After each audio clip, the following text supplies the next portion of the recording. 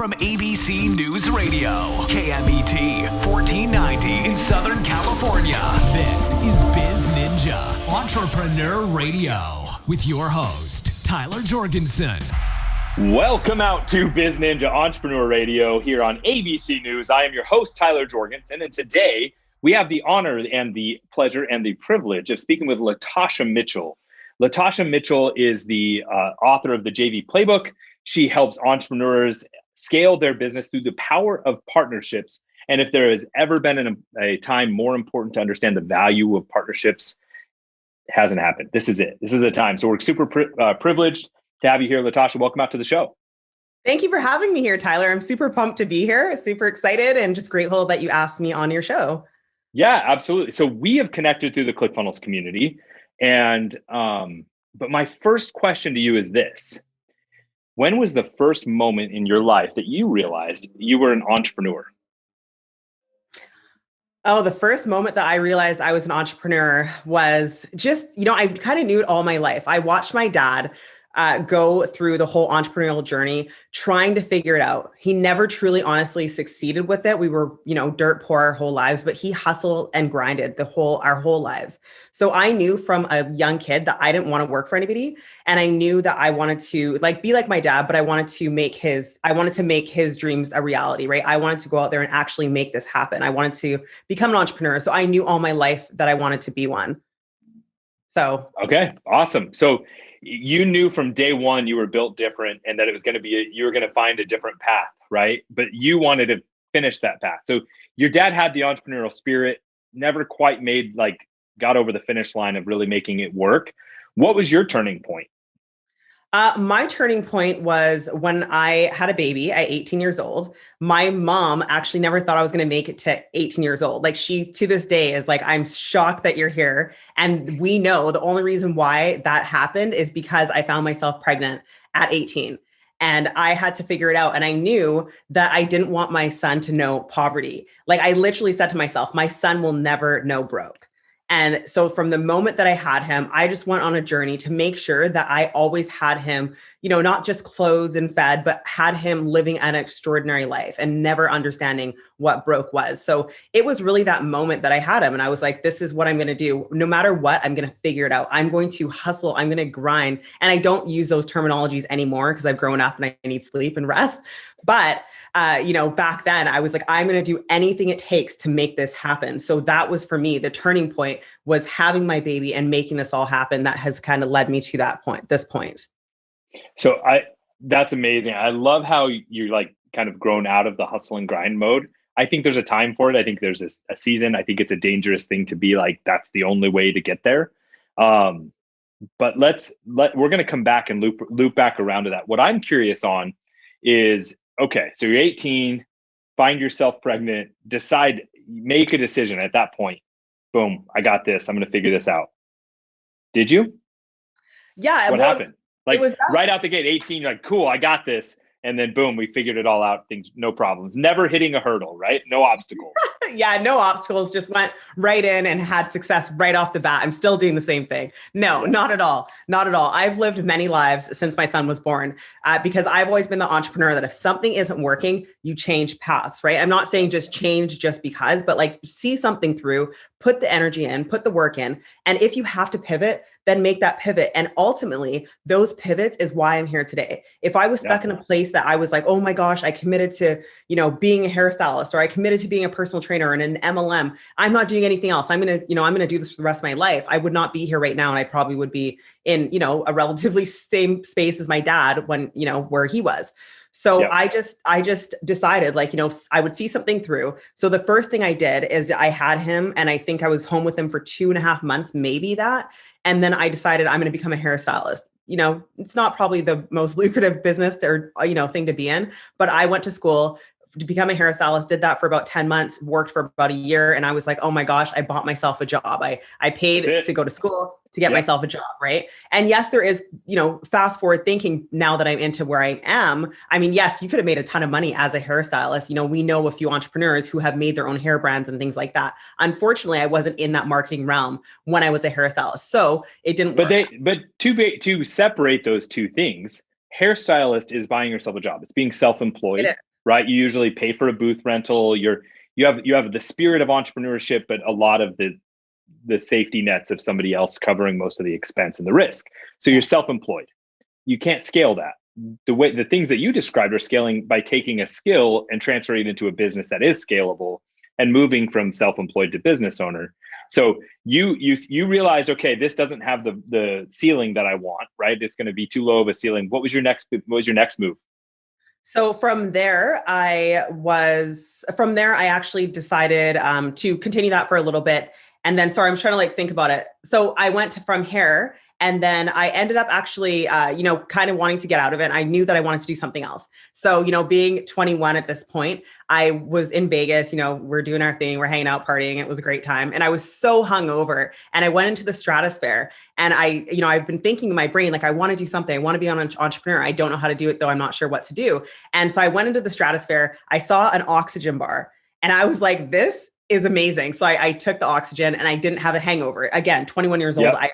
I love to, party and drink. So then I found that, and I was like, oh my gosh, this is amazing. I don't have a hangover. This has to come to Canada. Because, in Canada, there was maybe one oxygen bar that I still hadn't tried, but there was one in all of Canada.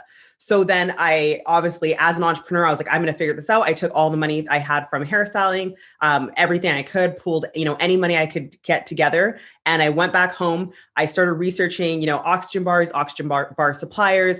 And I got all the money together. And I still remember when the semi pulled up with the freight of the oxygen bars, because they were full-fledged, they were bars, right? And they dropped them in my mom's complex. It was a low income complex, and I had these bars dropped, and people were like, "What is she doing? This is crazy." So that was my first step into the entrepreneurial world. And I ended up getting a trailer. We worked a little bit, got a trailer, got a truck, and just bootstrapped it. And then we were at big exhibitions and all these different things. And again, I was like, okay, this is great, but again, I got to get to these events. Now I've got employees, and my employees aren't showing up. I'm racing downtown to deal with someone that hasn't showed up. And if that person doesn't show up, I get a $2,000 fine at the exhibition. And so from there, one of my friends had been bugging me and saying, "Hey, Latasha, come to this network marketing thing." And I was like, "No, it's a scam. I want nothing to do with it. And she kept calling me. And finally, she got me on the phone. She calls me and she says, "Hey, I've got a friend on the phone. He wants to talk to you." And I was like, "Who is this guy?" And it's her upline. And he's like, "Hey, Latasha, I'm from this company, and you got to check this out." I hung up on her. I said, "Don't ever call me like that again." And so she bugged me again. And I said, "You know what? I'm going to come. I'm not bringing my credit card, but I'm going to come to your event." And so I went to the event, and I remember sitting there, and I knew I wanted to be an entrepreneur. I knew I wanted to be around that, culture mentality. And I knew I wanted positive people doing big things in my life. But I came from poverty. I was still trying to figure it out. None of my friends were entrepreneurs. And all of a sudden I found myself in this BMW event space. It was a location or whatever. Yep. And I saw the positive people. I saw the entrepreneurship. I saw people making money and making dreams happen. And I was like, okay, I don't know what I've walked into, but you know what? I'm going to try it. So I went from being reluctant and against it.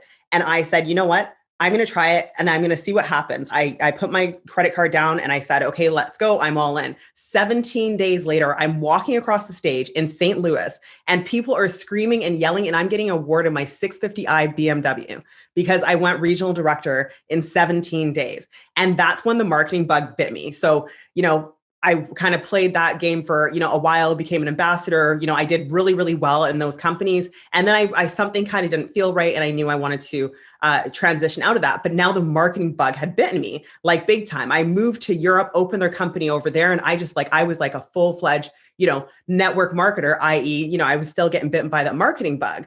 So right. Yeah, so that's kind of how that transitioned. And obviously we're not in network marketing now. So do you want me to kind of go into that part? I'm just going to take a deep breath for a minute. That was a journey. That was a bit. And I'm super happy that this ended on the outside of network marketing. Me too. What I do. So what is the number one lesson that you learned from the network marketing? What was your big takeaway from that? Well, my big takeaway was community and culture. in order to get people together to make a movement happen, right? Like the biggest thing was just the positivity and the energy. And I knew I wanted to carry that forward in my whole life. I knew I wanted to be around those people to, instill that in other people and have it instilled in me on a daily basis. So that for me, the biggest thing in network marketing that I took from that and I use to this day. I think that's fantastic. I think there's a lot of things that network marketing does that is positive. Yeah. I'll stop that part there. But you felt like there had to be something different. You came out, right? You're like, okay, what made you decide to say, and I'm probably skipping a bunch of steps, but like, what, you're now LatashaMitchell.com, right? And you help entrepreneurs grow through the power of partnerships, right? So what was the big thing that made you realize this is where I need to put my energy? This is where I need to, this is my like special place in the world, is to come in and help entrepreneurs do this? So I had a pivotal moment. I had a couple. Number one, I was in the network marketing space and I started to realize that, leaders weren't coming in an authentic way. Some leaders were getting paid to be there. And I actually got offered to be paid to be in a spot in network marketing, right? And that was the moment for me. I was like, oh my gosh, I don't want anything to do with this because like I was like, there's just so many things going on behind the scenes that people aren't learning and understanding, and they're bringing people in and giving them false expectations. And I was like, I want something where I can go to my friends and family and authentically say, I can help you and actually help them get the result. Right. So fast forward, I ended up leaving, started to get into the coaching world, met a coach, was at an event, and Infusionsoft came in. And when Infusionsoft came in, everybody else glossed over. And I was like, oh my gosh, this is amazing. This is the cool part. This is cool, right? This is amazing. Yeah. What is this? So, I started diving into Infusionsoft, and then I went out there and I actually started to learn about it. Was my certified. And then I started hearing about a company called ClickFunnels, which kind of, brought me into the funnel world. And that was great. We were building, and then we started our agency, started building out campaigns and all these different things for companies like everybody else. And, and we were running that play, and it was fine. And then the pivotal moment happened in my life. I ended up going through a separation that had me lose absolutely everything. So when I say everything, I actually went to go buy a dog treat and my credit card declined so fast, Tyler. I can't tell you, I've never seen it decline so fast. Like there was nothing in the account, right? And so I remember calling the bank and they're like, yeah, no, everything has been moved. Credit cards are canceled. Like you have nothing. I remember my kid being like, Mom, we don't have any money. And remember what I said, my kid will never know broke. You got to believe how mad I was that someone had me in a situation that my kid felt broke for a second, right? And I did not like that. So, my car got repoed. I ended up calling one of my good friends who was a mentor to me. And, he's a co-founder of a massive company that we all know. And I asked him, I said, listen, I don't know what to do. My car just got repoed. I can't go and sell any more funnel services or automation services or anything like that. Like I'm not in a place that I can be doing that right now. And so I just asked him, I was like, what do I do? And he's like, come to my house and, we're going to sit here for 2 days. We're going to hash out a strategy where you can take your expertise, package it all up, and we're going to sell it through the power of influencers, partnerships. Right. And so that's what we did. We sat there, he hashed out a plan with me. I went home and I laid it all down and I went all in. I had no other choice, right? It was either eat or figure this out, lose my house or figure this out. So I was like, I'm figuring this out. So I went home, I put in all the steps, about, I think it was about 50 to 60 days. We had, contacted 35 influencers, and out of those 35, 5 said yes. And I hit almost $60,000 in under 60 days. And at that moment, I was like, this is life-changing. Like people spend so much time focusing on building funnels or building this perfect system. But if you don't have people to fill it, then like, what is it worth, right? You need traffic. Yeah. And so I was like, this is crazy. And this is a piece that people are skipping over. And this is something that I've been doing my whole life, like, network marketing, going over to Europe, building these relationships. I'm like, this is what I've been doing. I've never ran an ad up until that point of my business. I had never ran an ad. I have never done anything to get to the point that I was. So I was like, well, how have I been doing this? And I started to reverse engineer. And I was like, this is what I've been doing. I have been selling through the power of partnerships. And so I just started to do it more and sell more and, get more clients. And then people started to notice. And I remember I was on, one of the cruises with Russell Brunson, and someone asked me about it and people were leaning in. like in a crazy way. And I was like, hold up a second. Like people need to know about this. And so that's kind of what started the journey of the whole partnership thing. And I just was like, I want to create a system that works, that is, you can do on a repeatable process. And that is where the power of partnerships came from, and why I'm so passionate about building relationships and about, getting partnerships for other people and myself. Amazing. And I like, usually I'll break up that story when someone's trying to go through it, but you covered it so well. I think it was amazing. I hope that people really saw the amount of things that were layered and nuanced in that part of your journey, right? You had somebody that you were willing to reach out for help. That's huge, right? You were willing to rebuild instead of go back to the other thing and try to just start doing the same thing again. Like the willingness and ability to make change and to be humble is such an important part of entrepreneurship that I think that's one of the big things that holds people back. How, like you've now talked about a lot of different things that you've done in terms of pivoting or changing. How do you know when the difference between a time to pivot and a time to persevere? How do you separate the two?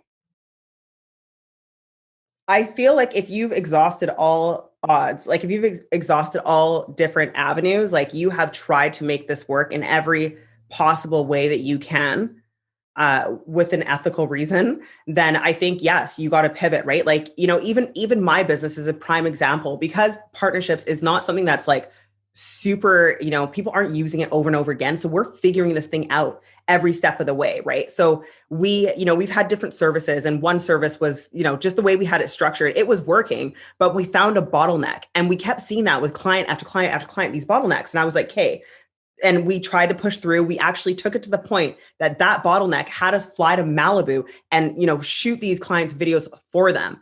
And so I was like, This is not affordable for everybody. So this bottleneck is stopping us. So we got to do something else. And so now we've pivoted our services to a newer model, a different model, and it's working. Like when I say working, we launched it like a month ago and we've filled up 6 clients. Like we're going to wait list. And that's how well it's working, right?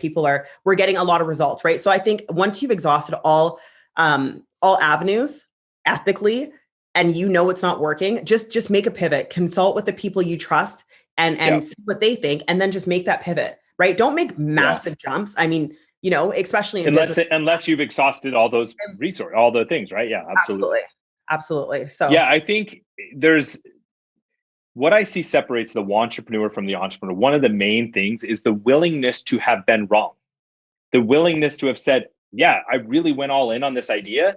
Turns out the market didn't agree. So I did something new. And the problem is the entrepreneur is so worried about being perceived as wrong instead of just becoming successful, right? So they're more worried about the optics than the outcome. And so I think that's like being able to have a clear line. One of the big things I tell people is like, before you start a business, you need to have gates, like that if you don't hit timelines or revenue things, you have a hard conversation of, is it the time to pivot? Because otherwise you can burn through years of your life on an idea that really should have been a 6-month test. Yeah. Right. And I think it's so important to have those gates and be willing to pivot and reach out to advice to other, to people who have gone before you or who just can see it from a fresh perspective. So we're into now what you're doing about the power of networks, the power of JV, a power of working through partnerships. Teach us. What does every entrepreneur need to know about the power of partnerships?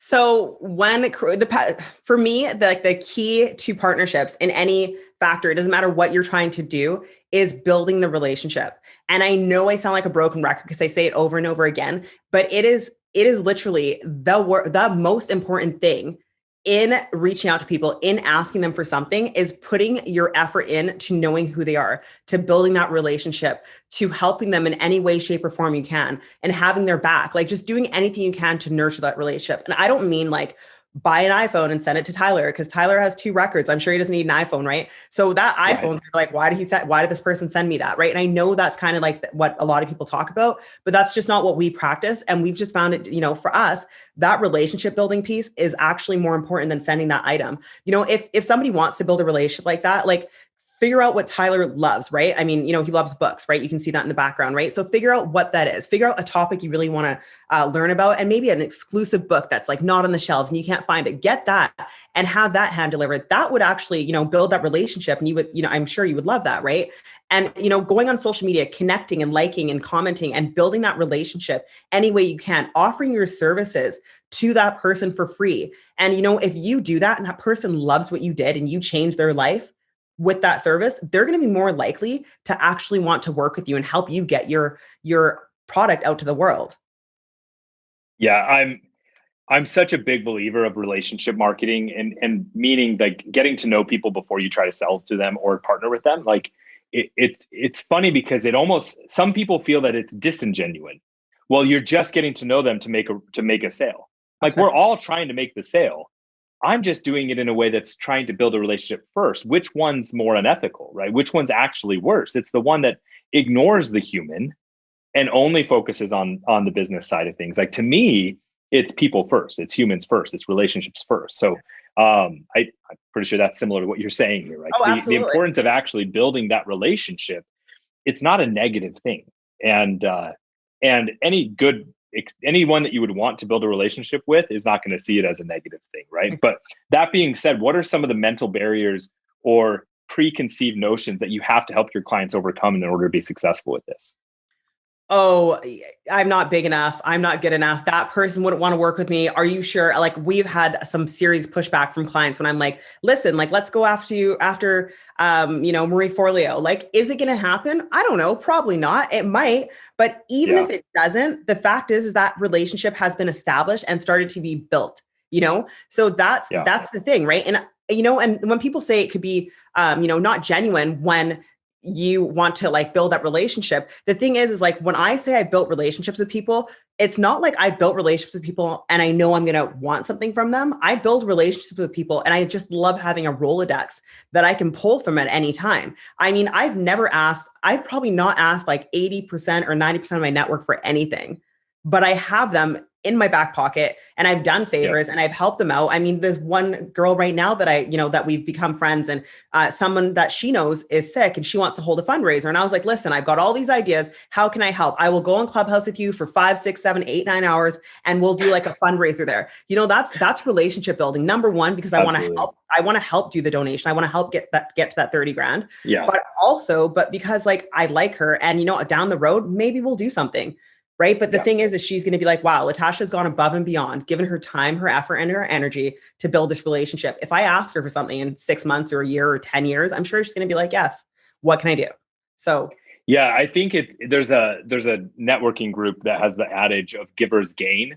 And I absolutely believe in that. I think if we start first with focusing on giving and serving and providing, it just through the power of reciprocity, things work out. Absolutely. And I don't think that means we give in order to gain. I think it's a natural byproduct of being someone who is a relationship first marketer and a relationship business person. Like the disingenuine will always be felt. But if you're genuinely trying to connect with the human on a real human level, that's such a positive thing because so many people ignore it. And most of us just need connection and understanding. And and it is fascinating. I like what you mentioned about like people thinking that people are too big to connect with. It's all perception, right? Like there are very few people that are so famous that there's not rooms they can walk into and be completely anonymous. Yes. And so especially in, the ClickFunnels world, right? There's people that are famous. Yeah. But you step an inch outside of ClickFunnels, no one knows who they are, right? Exactly. And that's still the majority of their life is still being not recognized, not known. So like most people aren't that level of famous, right? Where they have. And so most of their life is felt just wanting people to connect. Right. And so I remember that back in the days when we could go to networking events, it was like most people are uncomfortable just being willing to approach people and start talking. You're actually doing them a favor. Yeah. So because they're all uncomfortable. Yeah. Yeah, absolutely. That's so funny now, like that you mentioned that because Clubhouse is the prime example for this, right? You can be in, and this is why when you're on Clubhouse, you should just respect everybody. Don't ever disrespect anybody because you have no idea who you're connecting with. See their clout. Yeah. And I just love it. So, you have somebody on there that, I don't remember who I was on with yesterday. Oh, Jay Abraham. And I don't remember how many followers he has, but it's not 100,000. It's not even 10,000. Right. Clubhouse was like the great clout reboot. It was everyone started back at zero. There was no way to import your connections and have 1 million followers right away. So exactly. Yeah, absolutely. You have amazing legends that are 5 followers. Exactly. So it's funny though that we're here at this point, because a lot of people were, oh, this person won't work with me or that person won't work with me. But the crazy thing is now the proximity has been removed inside of Clubhouse, which is phenomenal, right? And it just means that, the influencers you were scared to connect with now, you can have a conversation with. And so for my business, that just means that like the proximity is gone. I can connect on behalf of my clients or myself with all these big entrepreneurs, big influencers, celebrities, right? And actually have an honest conversation with them. And it's amazing. So yes. So don't be scared of who you want to reach out to, because I mean, right now is the opportunity of a lifetime. You can reach out and connect with anybody.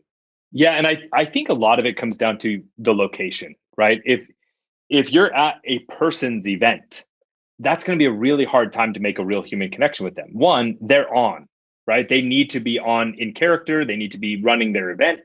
But there are plenty of times the rest of the year where that person's just showing up in their day as a normal human, right? And that's the opportunity. I think sometimes the issue is people try to make it when it's convenient for the person, right? As opposed to the person they're trying to connect with. And that's the wrong way to do it. It's about thinking about the other person first. And anyways, I think it's fascinating. What we've got like a couple of minutes here as we start wrapping up. There's a couple of questions that I always end with. And one of them is, like, to me, business is about lifestyle. Like we go through the grind of being an entrepreneur and the risk and the challenges so that we can create the lifestyle we want. What's one item on Latasha Mitchell's personal bucket list that you're going to accomplish in the next 12 months? One item, I don't think it's sexy, but just removing me from my business. And but that's not personal, that's business, and that's okay. Oh, personal. That's okay, but like, that's the thing. Like, so now let's take that a step further. You're going to remove yourself from your business so that you can have more freedom and, spend more time with my family, like, dedicated time where I don't wake up and I'm just stressed on what's going on in business and who, right, putting out fires and making things work. Yeah. So yes, so I want to spend more time with my family. I just want to spend more time with my family. That's probably like the one thing I want to achieve. And to do that, I'm just going to remove myself from my business. And we already have started. We hired a COO, and that's actually been helping out quite a bit already. And her whole role is to help me to remove myself. So that's my bucket list. Yeah. Yeah. It's tough.